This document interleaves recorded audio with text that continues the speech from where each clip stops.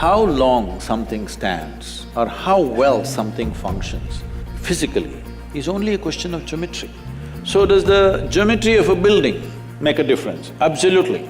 We know this for plants and animals, the atmosphere in which they live is very important. The same goes for the human being.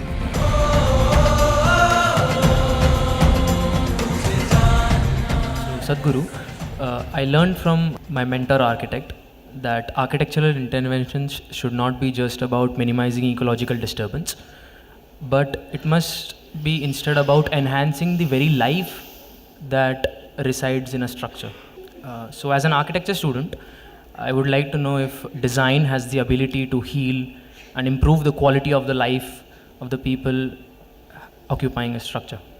See, if you look at the physical world, whether it's your body or a blade of grass or the planet or whatever, the physical universe is all about geometry, isn't it?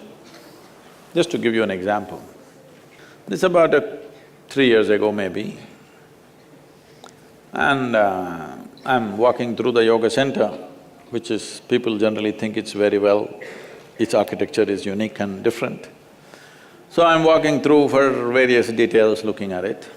Then I see, in a place where lots of people come every day, there is a tree branch which was in a certain… this thing.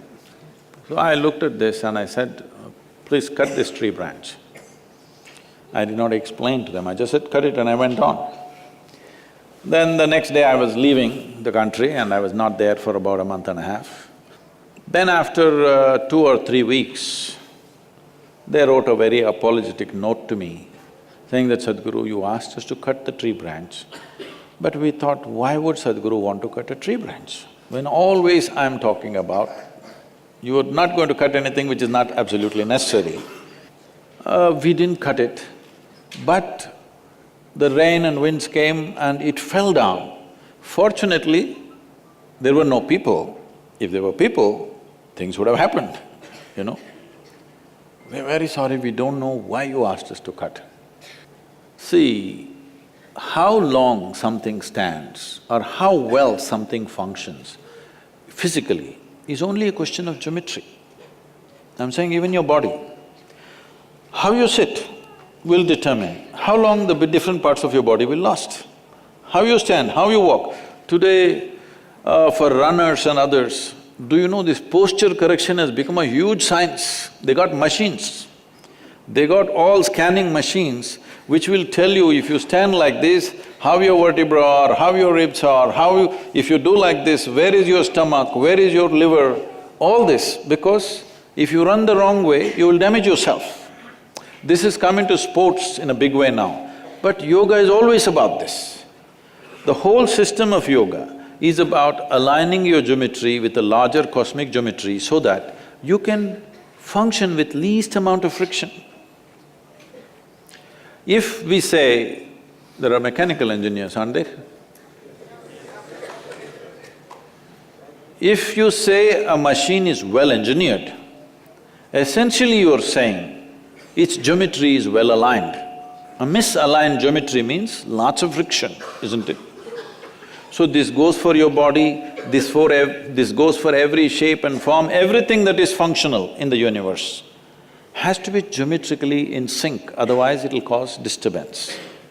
So does the geometry of a building make a difference? Absolutely. Especially if you're a little sensitive, it will make a huge difference. For everybody it makes a difference. Most people don't understand, don't notice anything about themselves. They only understand the consequence.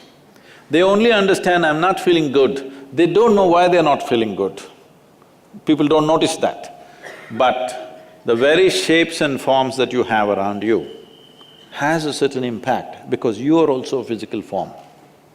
And how this physical form is, how this is, how that is, all this has a certain geometric impact. If you…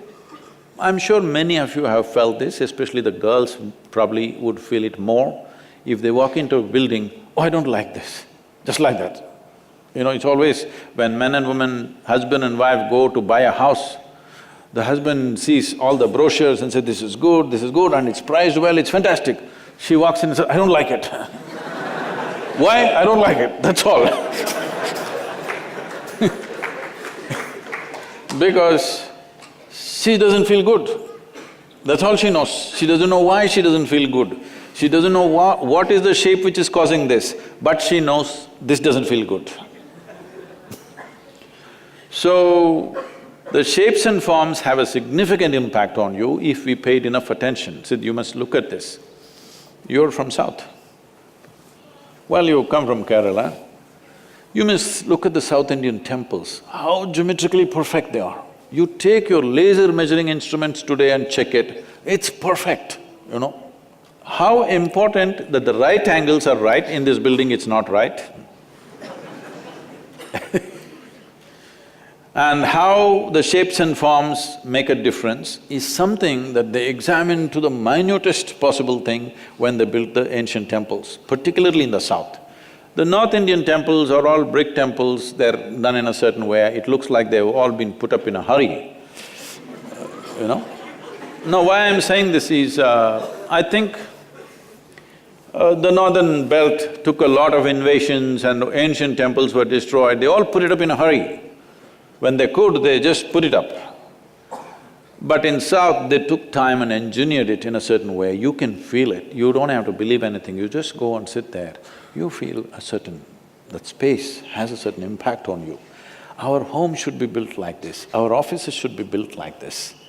Because it's very important that… see, we know this for plants and animals and everything, the atmosphere in which they live is very important, the habitat, otherwise they won't thrive, isn't it?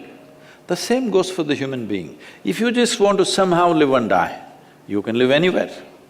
But if you want to thrive really, then it's important what kind of spaces you live in. There is a whole science to this, which is generally called as agama. People think it's temple building science. It's not about temple building. It was to be built… every human habitation was to be built that way. Whole lot of people couldn't afford it for their house, they did it only for the temple because it takes more involvement and care for this. So this is the reason, this is one of the reasons why. So you must understand, only in the south this instruction is still there, in the north it's gone. In south, even today this instruction is there. If you go to the temple, you don't have to pray, you don't have to appeal to some god, you just have to sit there for some time. Have they told you? You must sit there. But what people are doing today is they're just touching their bottom to the floor and going away. That's not the idea. The space has been built with such care, you must sit there and experience this and allow your system to make use of it, because this is a geometry too. The entire system of yoga is just this. The Hatha Yoga is all about correcting your geometry constantly, that if you walk through the world, you will walk through it effortlessly. If your geometry is not right, then you will see every point you will get tangled up. So, architecture in India is right now, except a few, the new architecture that's been done, unfortunately we have a serious, mental enslavement. Whatever is done in the Western countries, we're doing it not considering our weather, the temperatures and everything simply. Even our clothing is like that, largely. If you go out of IIT, probably most of you will be wearing a suit, a jacket and a noose around your neck in 40 degrees temperature. How to wear a jacket?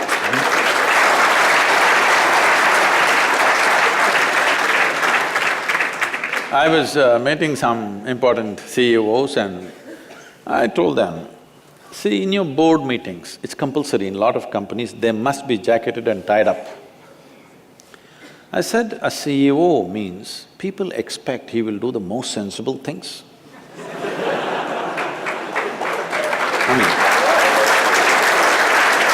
Now we must understand, a large company means people have handed over their own money, their savings, their hard-earned savings to somebody and expect this guy to do the most sensible thing. But this guy wears thick jacket and a tie in 40 degrees temperature. I don't expect this guy to do sensible things. So, architecture is not just about the buildings, the very ways we sit and stand, the furniture, even our clothing is architecture in a way, all right? We may call it by different names, we may call it design, fashion, but it's essentially about shapes and forms. It's very, very important. It's time we bring it because last 50 years or so, since 1950, since this IIT, we've been in a survival mode, desperately trying to somehow make our people survive in this country. Now we have come to a reasonable levels of well-being. Though it's not touch every human being, at least large segments have come to reasonable things. This is the time that we need to look at more sophisticated way of existence. And it's not always expensive, it is not. We can create something very wonderful. You must come and see, we've created buildings. See that right now, I'm telling you the simplest thing. Right now, this is a flat roof, I don't know what is this roof outside? A-frame, is it? Yeah, it will have a steel frame. It's a A-frame.